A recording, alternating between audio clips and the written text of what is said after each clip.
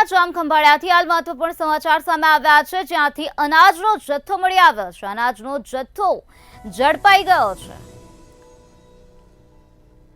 તો 4500 કિલો સરકારી અનાજનો શંકાસ્પદ જથ્થો અત્યારે ઝડપાઈ ગયો છે. આ મામલાને લઈને કાર્યવાહી કરવામાં આવી રહી છે. મામલતદારની ટીમે તપાસ કરતા આ પ્રકારે અનાજનો જથ્થો મળી આવ્યો. નવી ફોર્ટ ગામના પાટિયા નજીકથી અનાજનો જથ્થો અત્યારે ઝડપાઈ ગયો છે. અલગ અલગ સ્થળેથી અનાજ ખરીદી સંગ્રહ કરતા હતા તેવી વિગતો પણ અત્યારે સામે આવી છે. તો મામલતદારની ટીમ દ્વારા અનાજનો જથ્થો અત્યારે સીઝ કરી દેવામાં આવ્યો છે અને આ સમગ્ર મામલાને લઈને આગળની કાયદેસરની કાર્યવાહી હાથ ધરવામાં આવી છે. જિલ્લા પુરવઠાએ ઊંડાણપૂર્વક તપાસ અત્યારે હાથ ધરી છે.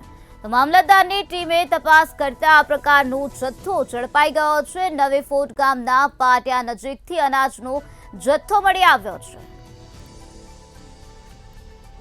તો દ્વારકાના જામખંભાળિયાનો આ બનાવ સામે આવ્યો, જ્યાં અનાજનો જથ્થો ઝડપાઈ ગયો છે. અનાજના જથ્થાને અત્યારે સીઝ કરી દેવામાં આવ્યો છે અને આગળની તપાસ હાથ ધરવામાં આવે છે. 45 કિલો સરકારી અનાજનો શંકાસ્પદ જથ્થો મળી આવ્યો.